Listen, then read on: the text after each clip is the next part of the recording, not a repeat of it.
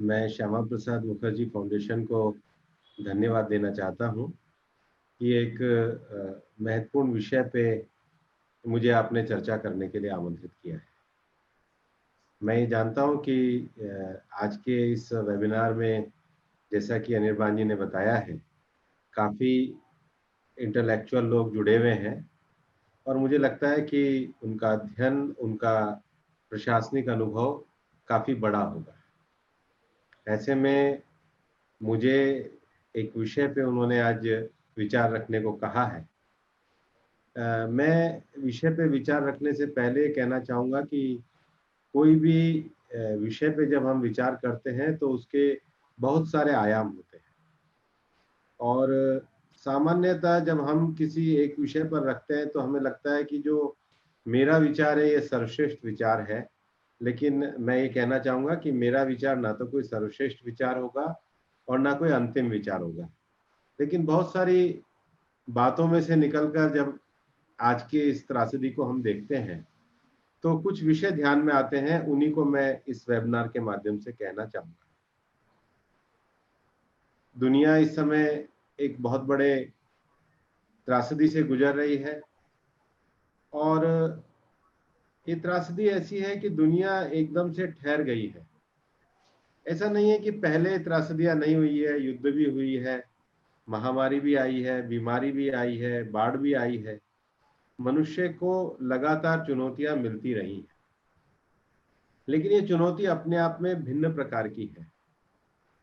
अभी कुछ दिनों पहले मेरे एक मित्र बता रहे थे कि गोवा में एयरपोर्ट का एक्सटेंशन का एक एनवायरमेंटल केस हाई कोर्ट में पेंडिंग था और वहां पर ये आर्गुमेंट किया जा रहा था कि विद इन 1 ईयर गोवा का जो एयर ट्रैफिक है वो दुगना होने वाला है और इसलिए एक्सटेंशन चाहिए। एनवायरमेंटलिस्ट एक व्यू ले रहे थे, वो दूसरा व्यू ले रहे थे। अब ये किसको पता था कि 1 साल में तो स्थिति ये हो जाएगी कि ट्रैफिक से शून्य कुछ समय एयरपोर्ट को रहना पड़ेगा। ये सब हमारी कल्पना से परे है। दूसरा एक और विषय है कि हमने इतनी बड़ी तरक्की के बाद भी कुल मिलाकर के ये जो मानव सभ्यता है जिसमें हमने नए मनुष्यों के मूल्यों का इजाद किया है और लोकतंत्र आज पूरी दुनिया में है, आज ह्यूमन राइट्स के हैं, WHO, UNO से लेकर अंतरराष्ट्रीय संगठन दुनिया में है। आज के 400 साल पहले किसी को युद्ध करना होता तो परंपरागत हथियारों से करना होता, लेकिन आज दुनिया में हथियार, युद्ध, आर्मी, आक्रमण, इनकी सबकी परिभाषाएं भी बदल गई।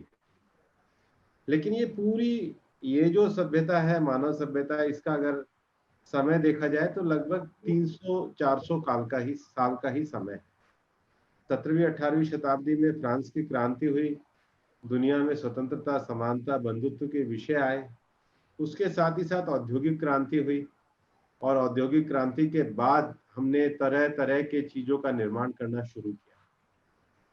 लेकिन एक विषय जरूर उठा कि जिस औद्योगिक क्रांति के रास्ते पे हम चले हैं, जिस टेक्नोलॉजी के रास्ते पे हम चले हैं, उसके कुछ परिणाम तो जलवायु परिवर्तन के रूप में आ रहे हैं। कुछ परिणाम आज जो महामारी दुनिया में फैल रही है, ये निश्चित है कि कोविड-19 का प्रभाव ज्यादा व्यापक हुआ है, लेकिन इसके पहले भी पिछले 5-7 सालों में नजर दौड़ाएंगे तो चाहे स्वाइन फ्लू आया हो, चाहे जाइका आया हो, चाहे इबोला आया हो, चाहे हीनी आया हो, वायरस तो लगातार दुनिया में आए हैं। ये उसका एक बड़ा स्वरूप हमको देखने को मिल रहा है।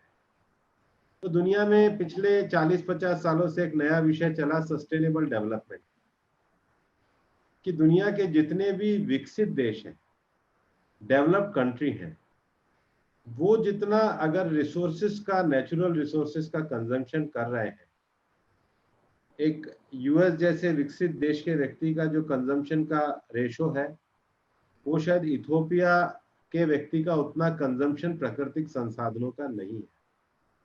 अगर सेम स्तर पर कंजम्पशन हो जाएगा तो फिर दुनिया के रिसोर्सेस कितने समय तक टिकेंगे, इसको लेकर के अलग अलग तरह के विषय चल रहे हैं। एक ये भी विषय चल रहा है कि कई बार कहा जाता है कि दक्षिण पूर्वी एशिया में समुद्र का जल स्तर बढ़ेगा तो उससे कितने लोग समुद्र के किनारे के लोग जो हैं वो प्रभावित होंगे, या दुनिया के ग्लेशियर भी पिघलेंगे तो वो मानव सभ्यता पर कितना प्रभाव डालेंगे। ये सब चर्चा के विषय हैं जो हम चर्चा में कर रहे हैं। तो सस्टेनेबल डेवलपमेंट का अर्थ क्या है, इस पे दुनिया को सोचना। क्या सस्टेनेबल डेवलपमेंट का अर्थ है कि हम अपने आप को एग्जिस्ट करें, या सस्टेनेबल डेवलपमेंट का अर्थ है कि हम जो भी अपने जीवन में जिन भी वस्तुओं का प्रयोग करते हैं, हमारे जीवन का 80% वो वस्तुएं होनी चाहिए जो रिसाइकल हो सके। जो चीजें रिसाइकल नहीं हो सकती, आज वो हम 80% प्रयोग कर रहे हैं। हम मिट्टी की उर्वरा की जो तह है उसको खत्म कर रहे हैं, हम नदियों के प्रवाह को खत्म कर रहे हैं। ये पूरी दुनिया की वैज्ञानिक तरक्की के बाद इस बात को तय करना होगा कि अल्टीमेटली हम कोई अंतिम पीढ़ी नहीं है, हमारे बाद भी हजारों पीढ़ियां दुनिया में रहने वाली है। तो जो हम सस्टेनेबल डेवलपमेंट का मॉडल करना चाहते हैं, वो सस्टेनेबल डेवलपमेंट का मॉडल इस प्रकार का होना चाहिए कि 80% हमारी जरूरतों की चीजें वो हो जो वापस से धरती से रिचार्ज हो सके। इसलिए आजकल बहुत विषय चलता है, रिसाइकिल का विषय बहुत चलता है, लेकिन हम जो प्लास्टिक बना रहे हैं तो हम ही उसको रोक रहे हैं कि नालियां बंद हो जाएगी। हम जो ट्रैफिक कर रहे हैं हम ही उसको रोकने का काम कर रहे हैं। इसलिए दुनिया में जो इस समय एक बड़ी बहस चलेगी, मुझे लगता है विचार की दृष्टि से, वो लाइफ स्टाइल वर्सेस लाइवलीहुड की, कि लाइफ स्टाइल महत्वपूर्ण है या लाइवलीहुड महत्वपूर्ण है। और मेरे को लगता है कि गांधी जी के विचार जो हैं वो इस संबंध में बड़े महत्वपूर्ण हैं। गांधी जी हमेशा कहते थे कि हम दुनिया की चीजों के ट्रस्टी हैं। हमारे नदी, पर्वत, पहाड़, जंगल, वन्य जीव, लोगों का एग्जिस्टेंस, हम सब इसके ट्रस्टी हैं। तो धरती का उपभोग कैसा होना चाहिए, ये एक बड़ा विषय है। और मुझे लगता है कि 60 दिन के लॉकडाउन में रहने के बाद काफी सारे समाचार विचार इसमें पढ़ने को मिले हैं, लेकिन ये एक बड़ा विषय है जिस पे दुनिया चिंता करेगी। जहां तक लॉकडाउन, भारत में भी लॉकडाउन हुआ और एक समय पे लॉकडाउन होने के बाद जो सबसे बड़ी भारत के लॉकडाउन की उपलब्धि रही है कि 130 करोड़ लोगों के देश में जिसमें आर्थिक सामाजिक विषमताएं बहुत है, वहां पर एक लॉकडाउन करके हमने जो एक बहुत जल्दी कम्युनिटी ट्रांसफर होने वाला था, जो सामुदायिक रूप से संक्रमण होने वाला था, कम्युनिटी ट्रांसमिशन होने वाला था, उसको बड़े पैमाने पर हम रोकने में कामयाब रहे। और सच देखा जाए तो 50 दिन के इस लॉकडाउन में सरकार ने चाहे पीपी किट का विषय हो, चाहे मास्क का विषय हो, चाहे हेल्थ की लेबोरेटरी का विषय हो, चाहे वेंटिलेटर का विषय हो, और चाहे कोरोना के लिए हेल्थ के हॉस्पिटल्स बनाने की और बेड की व्यवस्था करने का विषय हो, आइसोलेशन सेंटर खोलने का विषय हो, क्वारंटाइन सेंटर खोलने का विषय हो, काफी हद तक सरकार ने बहुत तैयारियां करी। मैं आपको बिहार के उदाहरण से बताना चाहूंगा कि शायद 24 मार्च से पहले बिहार के किसी अगर सामान्य गांव के आदमी से पूछते क्वारंटाइन सेंटर क्या होता है, तो वो सोचता है ये कोई खेलने कूदने की जगह हो। आज बिहार के गांव गांव में शब्दावली है कि क्वारंटाइन सेंटर क्या है। प्रवासी मजदूर आते हैं तो पंचायत उनको रोकती है कि जाकर के आप रुकिए, गांव के स्कूल में क्वारंटाइन सेंटर हमने पंचायत में बनाया है। ये जो सरकार ने लॉकडाउन के बाद ये जो अलर्टनेस खड़ी करी, आप अभी देखिए कि आज के समय में बिहार में जहां पे 27 लाख मजदूर आए और तेजी से ग्राफ बढ़ा है, अगर पहले ही दिन से ये हो जाता तो आज हम महामारी की किस स्थिति में होते, शायद इस देश के विपक्ष को भी इसकी कल्पना नहीं है। और इसलिए एक बहुत बड़ा काम जो इस चुनौती का था कि इसका जो कम्युनिटी स्प्रेड होना था उसको रोकने का काम। दूसरा, 130 करोड़ लोगों को अगर घर पे रोका है तो सबसे बड़ी बात है कि आवश्यक वस्तुओं की डिमांड और सप्लाई को सुचारू रूप से बनाए रखने का काम। क्योंकि हम जानते हैं कि ऐसे में आवश्यक वस्तुओं की कालाबाजारी से लेकर के बहुत सारे विषय आ सकते हैं। लेकिन मैं इस सरकार को पूरे लॉकडाउन में देश में कहीं भी डिमांड और सप्लाई को, जो लॉकडाउन की बड़ी चुनौती थी, सरकार ने कम नहीं होने दिया। तो हेल्थ सेक्टर को मजबूत किया और लॉकडाउन में डिमांड एंड सप्लाई की व्यवस्था बना के रखी। हम ये भी जानते हैं कि भारत एक पूरी तरीके से त्योहार प्रधान देश है। उत्सव हमारे देश के रग रग में समाये हुए हैं और ये लॉकडाउन का समय था, चाहे सिखों का वैशाखी का पर्व आया हो, चाहे हिंदुओं के नवरात्रि का पर्व आया हो, चाहे ईसाई समाज के गुड फ्राइडे का पर्व आया हो, चाहे दक्षिण भारत में नव वर्ष नव चैत्र के शुरू होने पे जो त्योहार होते हैं वो आए हो, और चाहे मुसलमानों का रमजान का महीना रहा हो, चाहे ईद का त्योहार आया हो। ये पूरे देश के अंदर हम ऐसा अनुशासन खड़ा करने में, सरकार का अनुशासन खड़ा करने में कामयाब रही है कि इस उत्सव प्रधान देश में भी लोगों ने पूरी तरीके से कॉपरेट किया है और सभी लोगों ने कॉपरेट करने का काम किया है। हाँ, ये सच है कि एक बड़ी चुनौती देश के इंपोर्ट और एक्सपोर्ट के विषय को और औद्योगिक इकाइयों के विषय को था। ये भी सच है कि कंस्ट्रक्शन उद्योग में लगा हुआ आदमी, स्वरोजगार में लगा हुआ आदमी थोड़ा चिंतित भी हुआ और एक उसके मन में अपने गांव और अपने घर पे जाने का विषय हुआ। लेकिन मैं आपको आज कहना चाहूंगा कि आज की तारीख में सबसे ज्यादा प्रवासी जो उत्तर प्रदेश और बिहार में हैं, मेरा मानना है लगभग 2000 के करीब ट्रेन पहुंची और 2000 के करीब ट्रेन पहुंचने का अर्थ होता है कि रोज बिहार में अगर 100 ट्रेन पहुंचती है तो 1.5 से 2 लाख आदमी ट्रेन के माध्यम से पहुंचा है। इसको आगे करने का, इसको सही तरीके से करने के काम को सरकार ने बहुत अमली जामा पहनाया है। ये तो लॉकडाउन की चुनौतियां हुई, लेकिन लॉकडाउन में कई विषय लॉकडाउन के दौरान भी सामने आए। सबसे पहले मुझे लगता है कि देश में लोगों के प्रति, स्वास्थ्य के प्रति, गुड हेल्थ के प्रति, अच्छे स्वास्थ्य के प्रति एक चेतना का भाव जागृत हुआ है और एक लाइफस्टाइल में बदलाव भी बहुत सारे लोगों में देखने को मिला है। दूसरा, मेरे को लगता है कि फैमिली वैल्यूज का विषय जो है वो भी देश में एक लंबे समय साथ रहने के कारण लॉकडाउन के रूप में हमने देखा है। मेरे एक मित्र हैं, पत्रकार हैं, वो मेरे को कहने लगे कि मैं दिल्ली में जिस सोसाइटी में पिछले 8 साल से रह रहा हूँ, शायद मुझे पता ही नहीं था कि हमारी सोसाइटी में कौन कौन रहते हैं, लेकिन लॉकडाउन ने बता दिया कि सोसाइटी ने अपने सारी जिम्मेदारी को खुद लेना तय किया। पर दुनिया में जरूर परिवर्तन है, लेकिन पूरी दुनिया में देखने का भाव है कि महानगरों की जिंदगी में जो भागदौड़ में हम कई बार भूल गए थे कि हमारा पड़ोस कैसा है, वो पड़ोस की याद, पड़ोस में साथ रहने का जो तरीका है वो सामने आया है। लेकिन ये कोई शहरी क्षेत्रों में हुआ ऐसा नहीं है।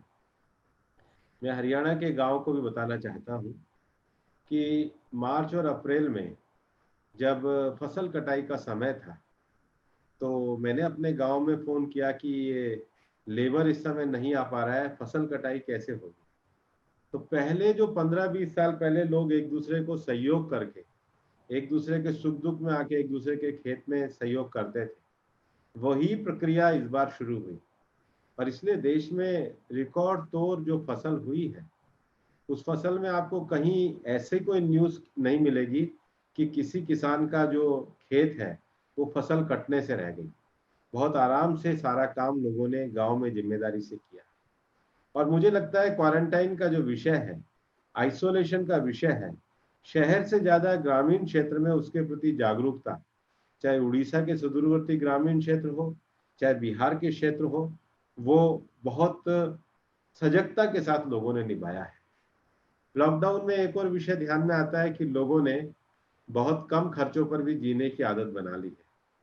शायद ये कंज्यूमरिज्म का प्रभाव था कि हमारे एक शगल शॉपिंग भी होता था, लेकिन लोगों को जीवन की आवश्यकताएं भी काफी इस लॉकडाउन ने सिखाई है। और जो सबसे बड़ी बात है, मैं ये मानता हूँ कि सोशल मीडिया पे क्रिएटिविटी भी बहुत आई है।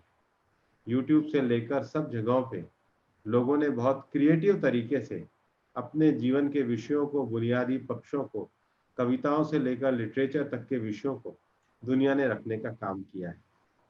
लेकिन लॉकडाउन की चुनौती और लॉकडाउन के प्रभाव के बाद क्या इससे दुनिया वास्तव में बदल जाएगी?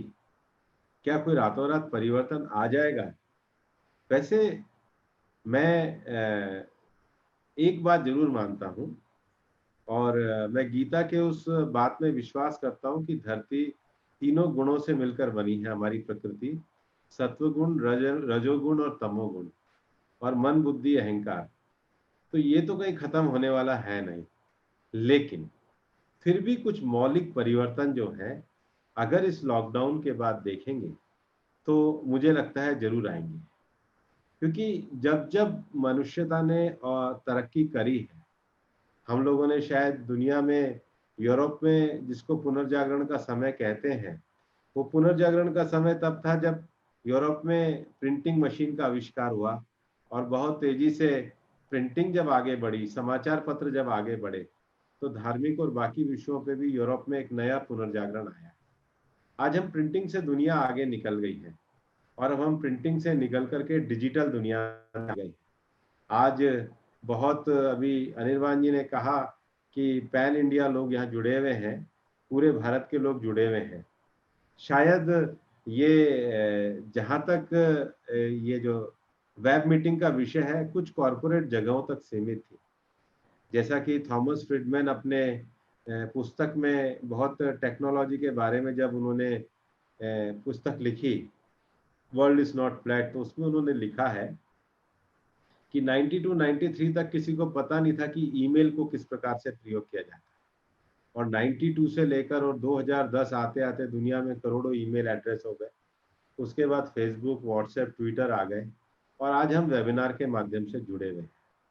तो निश्चित रूप से मेरा मानना है कि मोड ऑफ कम्युनिकेशन जो है वो कई तरीके से प्रभावित करेगा। मोड ऑफ कम्युनिकेशन व्यापार के क्षेत्र में प्रभावित करेगा। अब इतना भी हो सकता है, कभी अभी उत्तर प्रदेश के हमारे बीजेपी के लोगों से मैं इस विषय पे चर्चा कर रहा था। मैंने कहा कि कई बार मिर्जापुर का छोटा कालीन बेचने वाले व्यक्ति को लगता था कि मैं इस कालीन को कैसे दिखाऊंगा, लेकिन आज वेब ऐसा माध्यम है कि दुनिया में किसी को पता लगेगा कि मिर्जापुर में कालीन मिलते हैं, तो वो इसके माध्यम से देख भी सकता है और बेच भी सकता है। तो चाहे अपना क्रिएटिविटी हो, चाहे छोटा व्यापार हो, कल को ये हो सकता है कि किसी को लगेगा कि अपने अकाउंट्स के माध्यम से किसी अकाउंटेंट से कोई छोटे दुकानदार को बात करनी होगी, तो हो सकता है वो वेब के माध्यम से बात कर ले। और आज सबसे बड़ी बात है कि न्यायालय भी जो है वेबिनार के माध्यम से हो गए हैं। कभी कभी तो इतना इनफॉर्मल भी हो जाता है कि इलाहाबाद हाई कोर्ट में एक वकील साहब घर की ड्रेस में बैठ गए, बनियान में बैठ गए, तो जज को इलाहाबाद हाई कोर्ट को ऑर्डर पास करना पड़ा कि वेब के माध्यम से तो बैठ रहे हैं लेकिन प्रॉपर यूनिफॉर्म में बैठिए। This order pass by the Rajasthan high court, I think Rajasthan high court का ऑर्डर है। तो ये जो फॉर्मल इनफॉर्मल दुनिया है, इसका एक जो बहुत प्रोटोकॉल है वो भी टूट सकता है, लेकिन हाँ, कम्युनिकेशन का माध्यम से जो चेंज ऑफ कम्युनिकेशन है ये जरूर है। और चेंज ऑफ कम्युनिकेशन में सबसे बड़ी बात है कि वर्क फ्रॉम होम, इसको जब शुरू में लॉकडाउन आया भी, तो ट्विटर का ट्रेंड भी ये चला था कि WFH शॉर्टली, और काफ़ी सारी कंपनियों ने भी ये विषय करा है। उन्होंने अपने काफ़ी कंपनियों के लोगों को कहा है कि बहुत सारे जो मूलभूत काम है, शायद बड़ा इंफ्रास्ट्रक्चर रखना और बनाना इतना आवश्यक नहीं होगा। ये ऐसा ही होगा कि कभी 1950 से पहले इस देश में जब राजे महाराजा थे तो उनको शायद एडमिनिस्ट्रेशन चलाने के लिए बड़ा महल चाहिए होता था। लोग धीरे धीरे अब फ्लैट में जाना पसंद कर रहे हैं। तो जैसे अपनी जरूरत की आवश्यकताओं के लिए हम लोग कम हो रहे हैं, हो सकता है कॉरपोरेट जगत में भी कल को वर्क फ्रॉम होम का नया कल्चर चलेगा। डिजिटल इंडिया तो ताकत बनेगा ही, लेकिन कुछ क्षेत्रों में फायदा भी होगा। टेलीमेडिसिन का कंसेप्ट चलता है, लेकिन ये कंसेप्ट एक सुदूरवर्ती गांव को भी एक हेल्थ के लिए विषय को ले जाने के लिए ये जो कंसल्टेंसी है उसका फायदा होगा। अभी कुछ ही दिनों पहले दुनिया में जो एक प्रसिद्ध किताब लिखी है सैपियंस, उसके लेखक युवा नोवाल हरारी का एक अच्छा आर्टिकल आया, और उन्होंने कहा था कि हेल्थ कॉन्शियस होने के लिए अब जो हमारा जो बायोमेट्रिक डाटा है, इसको भविष्य में स्टेट्स कैसे इस्तेमाल करेंगे, ये एक विषय है। सुप्रीम कोर्ट ने भी अभी रिसेंटली 2 जजमेंट जो हुए राइट टू प्राइवेसी को लेकर के, कुतुस्वामी का फेमस जजमेंट है, और उसके बाद उन्होंने डायरेक्शन भी दिया कि भाई राइट टू प्राइवेसी में अल्टीमेटली हम एक ऐसी दुनिया में जा रहे हैं जो डाटा ड्रिवन सोसाइटी है। तो डाटा ड्रिवन सोसाइटी में जो प्राइवेसी वर्सेस डाटा, ये एक बहुत बड़ा विषय है, और मुझे लग रहा है कि आने वाले समय के लेजिस्लेशन भी उस दिशा में आएंगे। अभी सरकार के द्वारा भी डाटा प्राइवेसी के लिए डाटा प्रोटेक्शन एक्ट का बिल लाया हुआ है, और बिल अभी पार्लियामेंट की सेलेक्ट कमेटी के पास है। लेकिन निश्चित रूप से data war, data privacy, data protection, control of state on data, ये and the role of data, ये एक ऐसा विषय है कि जो एक आने वाले समय में हमको एक नए तरीके से सोचने का भी मौका मिलेगा। हालांकि दुनिया में इतना भी बदलाव आया है कि पिछले दिनों पार्लियामेंट की मैं एक सेलेक्ट कमेटी का चेयरमैन था, वो बिल भी पार्लियामेंट के सामने है, सैरोगेसी लॉ। जो चीजें आज के 20-50 साल पहले हम स्वीकार नहीं कर सकते कि सैरोगेसी राइट किसको होना चाहिए, सिंगल वुमेन सैरोगेसी हो सकती है, सिंगल वुमेन सैरोगेसी होगी तो फैमिली वैल्यूज का क्या होगा, उसका कल को सैरोगेट चाइल्ड होगा उसके संपत्ति के अधिकार क्या होंगे। ये ऐसे दुनिया के नए जो परिवर्तन हो रहे हैं उन सब में ये विषय, नए कानून, नए विषयों को लेकर के चलने वाले हैं। तो इन सब कारणों से मुझे लगता है सोसाइटी के moral values, freedom, equity, equality, ये सारे विषयों पे भी एक नई चर्चा और नए कानून जरूर चलेंगे। एक जो और बड़ा विषय मेरे को परिवर्तन का लगता है कि मैंने शुरू में भी ये कहा था कि पूरे लॉकडाउन में हम ये तो देख सकते थे कि अमेरिका में क्या हो रहा है, इंग्लैंड में क्या हो रहा है, ब्राजील में कैसे प्रदर्शन हो रहा है, लेकिन अल्टीमेटली डिपेंड हम कहाँ पे थे? डिपेंड हम अपनी लोकल सोसाइटी में थे, और जो हमारी आवश्यकता की जो चीजें थी वो भी लोकल ही सोसाइटी से पूर्ति हो पा रही थी। इसलिए माननीय प्रधानमंत्री जी ने जो लोकल से वोकल का जो नारा दिया है, ये अपने आप में कोई कम विषय नहीं है, क्योंकि ये दुनिया ठहर जाएगी। और मेरे को एक मेरे मित्र ने कहा, और मेरे लिए बड़ा आश्चर्य हुआ क्योंकि मैं तो कॉफी पीता नहीं। उन्होंने कहा कि उनकी कोई इम्यूनिटी के लिए इंडोनेशिया से कॉफी मंगाते थे। अभी ये दुनिया इस तरीके से निर्भर हो गई थी, और आज इस प्रकार से हम चेंज हो गए हैं। तो मुझे लगता है जितना लोकल पे निर्भर होंगे उतना हम लोकल पर्यावरण के प्रति, लोकल फ्लोरा और फोना के प्रति, लोकल वनस्पतियों के प्रति, अपनी लाइफ स्टाइल के प्रति, और अपनी जिस जलवायु में रहते हैं उसके प्रति भी ज्यादा हम सतर्क और सजग होंगे। एक दुनिया में जो सबसे बड़ा विषय है, क्योंकि मुझे लग रहा है कि लॉकडाउन के बाद एक जो विषय है कि वो कवि की कोई बहुत सुंदर शब्द निदा फजली ने कहे थे, जो गले मिलोगे तपाक से। तो ये गले मिलना तपाक से जो है, ये एक बड़ा शब्द था। तो ये अजब मिजाज का शहर है, यहाँ संभल संभल के चला करो। तो अब तो गले मिलना तो बहुत दूर की बात हो गई है, क्योंकि 2 गज की दूरी का फार्मूला हो गया है। तो सोशल डिस्टेंसिंग का फार्मूला रहने वाला है, और सोशल डिस्टेंसिंग के साथ ही एक चीज मैं मानता हूँ, हालांकि ये तो लॉकडाउन के कारण हो गया है कि शादियों में संख्या कम हो गई है, लेकिन क्या ये सच नहीं है कि हम समाज में बहुत ज्यादा फिजूल खर्ची, तड़क भड़क और दिखावे की दुनिया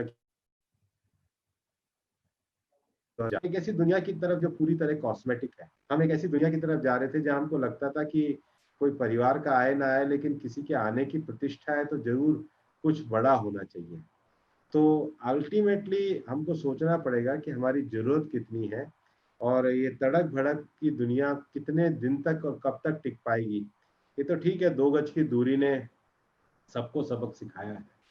भारत के संविधान में मेरा मानना है कि संसद का कानून और राज्य के द्वारा कानून व्यवस्था, लेकिन लोकल एडमिनिस्ट्रेशन के द्वारा उसका एग्जीक्यूशन। हमने पार्लियामेंट में आर्टिकल 243 में लोकल गवर्नेंस और लोकल गवर्नमेंट का एक पूरा विषय रखा है। लोकल गवर्नेंस और लोकल गवर्नमेंट को हमने कॉन्स्टिट्यूशन के शेड्यूल में लगभग 29 विषय भी दिए हैं। ये ऐसे विषय दिए हैं जिनका लोकल स्तर पर एग्जीक्यूशन अच्छा होना चाहिए। सफाई से लेके स्वास्थ्य का जो एग्जीक्यूशन है वो लोकल बॉडीज का है। मेरा मानना है कि आने वाले समय में, क्योंकि हम लोग लोकली बहुत डिपेंड है, तो लोकल गवर्नेंस का भी एक बड़ा विषय रहेगा। और राजनीति के भी विषय, भारत जैसे विविध जटिलताओं वाली राजनीति में सारे विषय तो समाप्त नहीं होंगे, लेकिन हेल्थ, पर्यावरण, हेल्थ इंफ्रास्ट्रक्चर, लोकल गवर्नेंस, ये विषय राजनीति में पढ़ेंगे और आगे बढ़ेंगे। और उसमें निश्चित रूप से जेंडर जस्टिस एक बड़ा विषय है, लेकिन ये भी एक ऐसे विषय है जो मैं मानता हूँ गवर्नेंस और राजनीति की दुनिया में आएंगे। इस पूरे लॉकडाउन ने बताया है कि जब आपदा आती है तो छोटा बड़ा कोई नहीं होता है। दुनिया में आज अमेरिका और चीन जैसे देश भी वो दुनिया के अंतिम नेतृत्व करता है। They are the final word. ऐसा होने से दुनिया अलग हटने लगी। भारत जैसे देश की भी ये उपलब्धि रही है कि हाइड्रोक्लोरोक्विन जैसी दवाई को हमने दुनिया के 80 देशों में भेजा है, और भारत ने कूटनीतिक रूप से भी अपने आप को मजबूत किया है। लेकिन दुनिया में सभी देशों के आगे बढ़ने की, विशेष रूप से भारत के आगे बढ़ने की बड़ी संभावनाएं मैं देखता हूँ। और जो मैं अंतिम बात कहना चाहता हूँ, मैं कहना चाहता हूँ कि हमें एक और विषय पे भी विचार करना ही चाहिए कि science is not the final answer. अभी ये जहां और आगे है, मंजिल और आगे है, मुकाम और आगे है। और कोई धर्म का भी मैं कोई रहस्यमयता का समर्थक नहीं हूँ, लेकिन मेरा मानना है कि स्पिरिचुअलिटी वाली जो दुनिया है, जिसमें मनुष्य अपने अंदर झांक सके, मनुष्य अपने अंदर झांक करके इस विराटता के साथ जुड़ सके, उसमें वैज्ञानिकता होना, उसमें तार्किकता होना, उसमें अंधविश्वास ना होना, लेकिन उसमें सेल्फ रियलाइजेशन भी होना, ये होना दुनिया के लिए अभी बाकी है।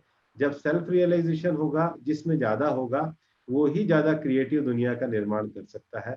मुझे लगता है निर्वाण जी ज्यादा जानते हैं, लेकिन श्री अरविंदो ने जो एक बड़ी पुस्तक लिखी है, मानव से अतिमानव की ओर, शायद उन्होंने एक विश्व में सामूहिक कल्याण की जो बात करी है।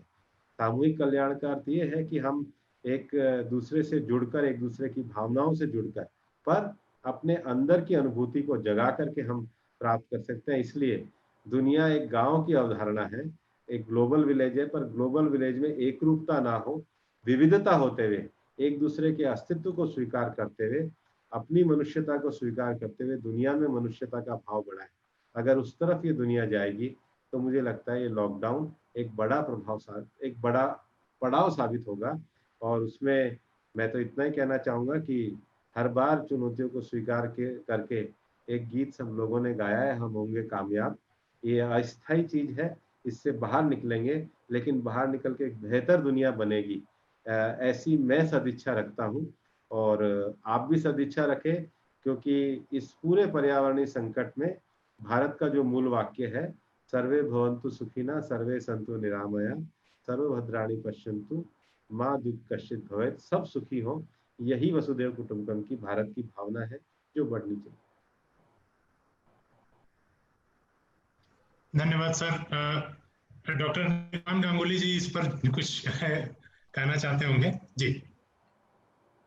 No, I just no. I think Shivanand ji, I would just like to first thank, uh, really express our gratitude and thanks to Shri Bhupender Yadav ji, because he has looked at the entire topic from two dimensions. One is given us a perspective, obviously, which is much required because he has been in the thick of things during the entire lockdown period. As to these, I think somebody very beautifully put it, this synergy between Sarkar and Samaj during the lockdown. Somebody, one of the listeners themselves have put it here. He has beautifully put that Samaj, the effect on Samaj.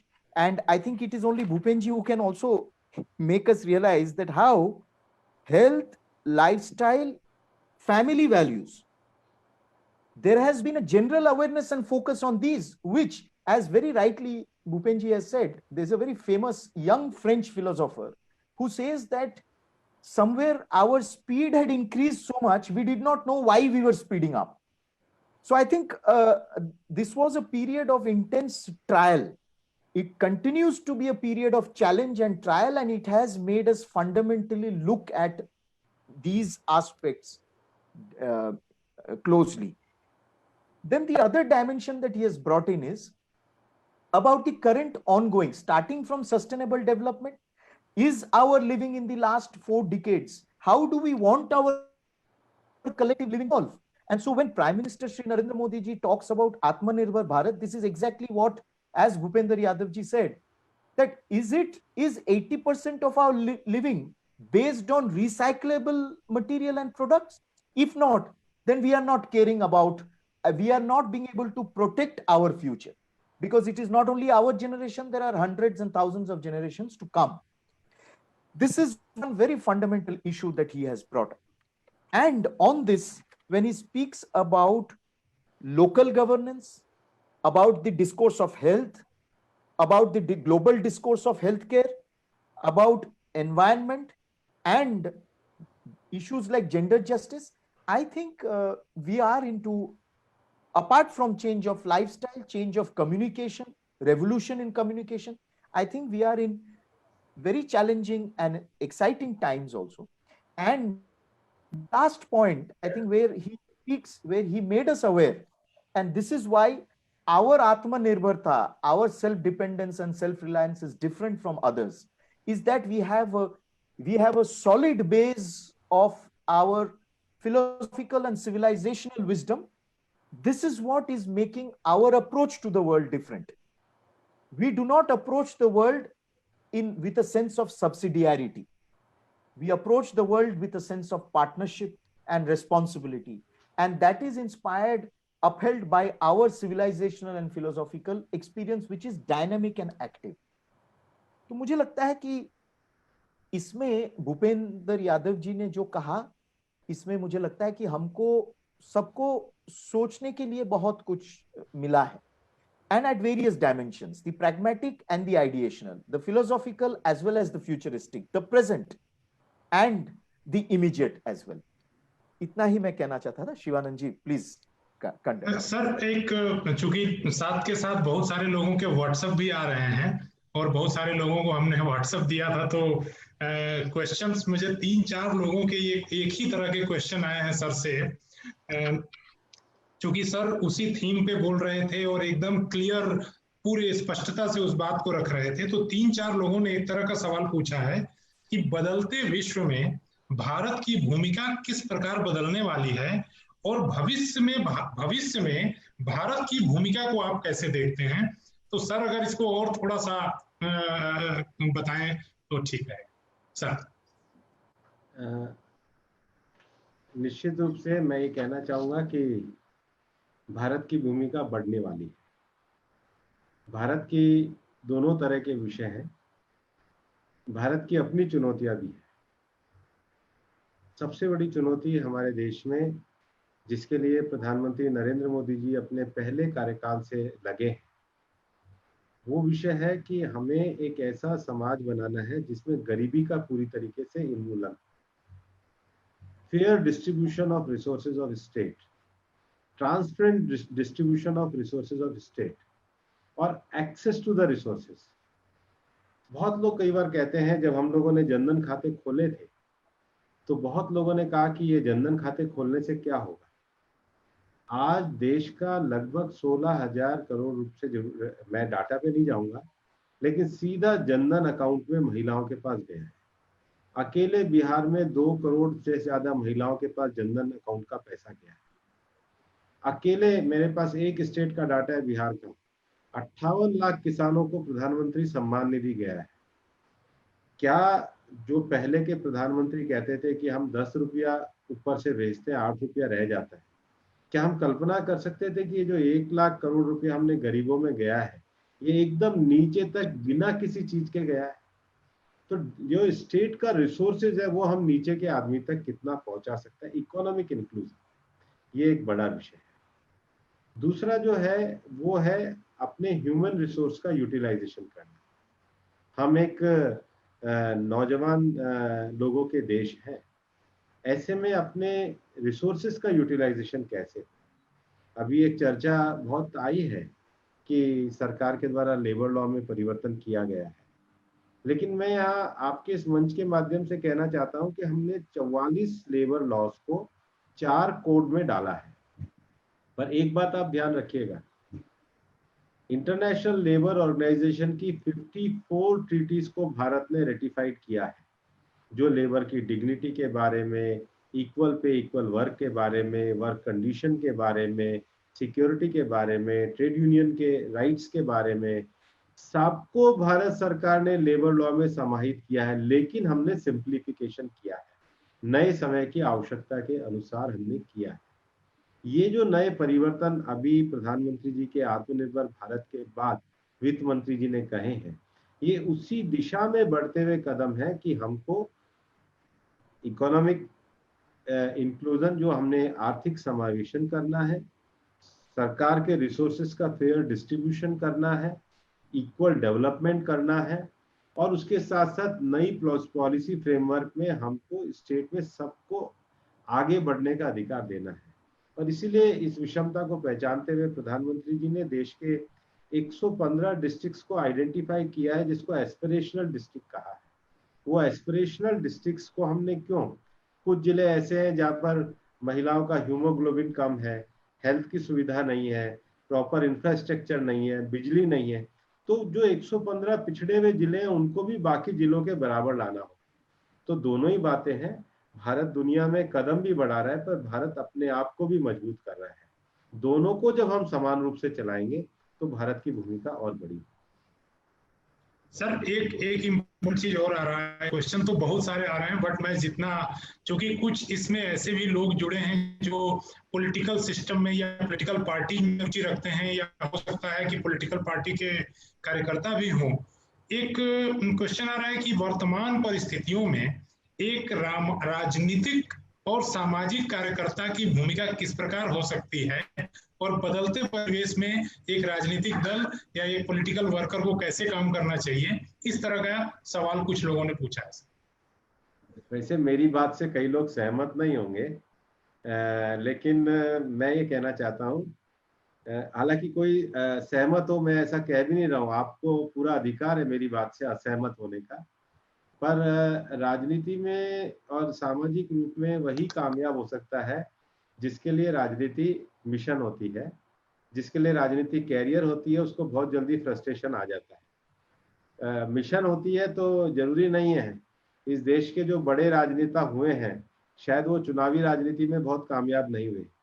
आज भी इस देश को राजनीतिक रूप से प्रभावित करने वाली 3 बहुत बड़ी शख्सियतें मैं मानता हूँ, डॉक्टर अंबेडकर, राम मनोहर लोहिया और पंडित दीनदयाल उपाध्याय। तो वो तो कोई बहुत जिसको कहते हैं पद लेने वालों में नहीं थे, लेकिन उनके पॉलिटिकल विचार उनके मिशन को लेकर के थे। और इसलिए राजनीति में पद मिलना ये एक अवसर होता है, किसी को मिलता है, किसी को नहीं भी मिलता है, और सबको मिले ये कोई आवश्यक भी नहीं है। लेकिन अगर आप मिशन बना के राजनीति करोगे, फिर जो मिलेगा उसको स्वीकार करके काम करना, जो नहीं मिलेगा तो आपका तो मिशन जिंदा है ही, तो आपको फ्रस्ट्रेशन नहीं आएगा। क्योंकि ये राजनीति में सबसे बड़ा विषय जो है वो इसी चीज के दुख का है, मिलना नहीं मिलना वो एक अलग विषय है। इसलिए राजनीतिक कैरियर नहीं बना के जो मिशन के रूप में रखेगा वो कामयाब होगा, ये तो नहीं कह सकता हूँ, लेकिन संतुष्ट जरूर रहेगा कि वो जीवन में जिस उद्देश्य से चला है वो उद्देश्य पूरा किया है। सर से हम लोगों को 7 बजे तक का समय मिला था, अभी हमारे पास 6 मिनट बचा हुआ है। एक और सवाल आ रहा है और मुझे लग रहा है कि आज के परिस्थिति के हिसाब से ये सवाल जरूर पूछा जाना चाहिए कि प्रवासी श्रमिकों की एक बड़ी चुनौती सामने है। सर ने कुछ इस पर विचार रखे भी हैं, लेकिन ये सवाल है कि प्रवासी श्रमिकों की चुनौती को आप किस तरह से देखते हैं, ऐसा सवाल एक आ रहा है। इसके बाद अनिर्बान जी कंक्लूडिंग रिमार्क। देखिए, प्रवासी मजदूरों में कई तरह के वर्ग हैं। सबसे बड़ी संख्या में जो प्रवासी मजदूर है वो कंस्ट्रक्शन एक्टिविटी के। अनफॉर्चुनेटली कंस्ट्रक्शन में बड़े कॉन्ट्रैक्टर के नीचे 3-4 सब कॉन्ट्रैक्टर होते हैं। और वो जहाँ पे वर्क होगा कंस्ट्रक्शन का वहीं पर वो जाते हैं। ये तो लगातार रहने वाला है, लेकिन उसके लिए सरकार के द्वारा भी एक 1979 का भी लॉ है, उस पर एक अच्छा उनकी सोशल सिक्योरिटी को लेकर के भविष्य में भी लॉ आना चाहिए, क्योंकि कंस्ट्रक्शन तो जहाँ हो गया, नया कंस्ट्रक्शन होगा तो वहाँ पे मूवमेंट वहाँ पे होगा ही होगा। दूसरा जो प्रवासी मजदूरों का बड़ा समूह है वो एग्रीकल्चर लेबर है, वो सीजनल है। हरियाणा पंजाब में फसल के समय में आते हैं, फसल बोने के समय पे आते हैं, कटाई के समय पे आते हैं, ट्रेडिशनली है। तीसरा जो एक बड़ा विषय है वो अनस्किल्ड वर्क है। हमें चाहे डोमेस्टिक हेल्प हो, चाहे छोटा मोटा रेहड़ी हो, पटड़ी हो, वो शहरों के विस्तार के हिसाब से होता है।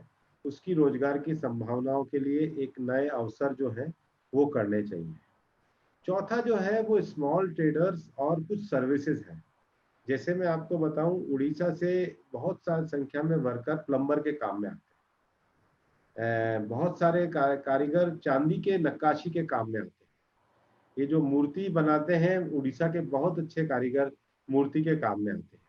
ऐसे ही अलग अलग स्टेट से अलग अलग तरह के वर्कर जो हैं वो आते हैं। लेकिन मेरा मानना है कि जो प्रधानमंत्री आवास योजना जो बनाई थी, और अभी जो एक प्लान चल रहा है कि जो श्रमिक ऐसे शहरों में आते हैं उनके लिए स्थायी निवास के लिए, अस्थायी निवास के लिए व्यवस्था हो, ये लॉन्ग टर्म पॉलिसी है। सरकार के द्वारा एक लंबे स्तर पर सामाजिक सुरक्षा की योजना भी लाई गई थी, एक राशन की भी योजना लाई गई थी। प्रवास तो होगा, लेकिन जो अनस्किल्ड लोगों का जो प्रवास है उसमें कई बार जो असुरक्षा रहती है, उसके लिए बड़े स्तर पे जो सामाजिक सुरक्षा योजना है वो महत्वपूर्ण कदम साबित हो सकती है। एक देश एक राशन कार्ड भी उस दिशा में उठाया गया एक कदम है, और मुझे लगता है इसको और प्रभावी ढंग से सरकार के द्वारा भी एड्रेस किया जाए। सर माफी चाहूंगा, एक अंतिम सवाल एजुकेशन पे आया है। ये सवाल पूछा है अमित कुशवाहा ने। उन्होंने कहा कि what will be the different on education after post Covid era. क्योंकि आप सोशल सेक्टर पे बात कर रहे हैं, ह्यूमन लाइफ पे बात कर रहे हैं, तो एजुकेशन में किस तरह के बदलाव आप देखते हैं? देखिए, ऑनलाइन एजुकेशन लर्निंग एक्सपीरियंस के लिए तो अच्छी है, लेकिन एजुकेशन का अर्थ केवल कुछ चीज़ों को जानना हो तो वो तो कोई भी जान सकता है, लेकिन एक कलेक्टिवली जब जाते हैं, आप साथियों के साथ स्कूल में जाते हैं, तो आपको मॉरल वैल्यू सीखना पड़ता है। अपने छोटे साथी के साथ आप शेयरिंग करना आप सीखते हैं।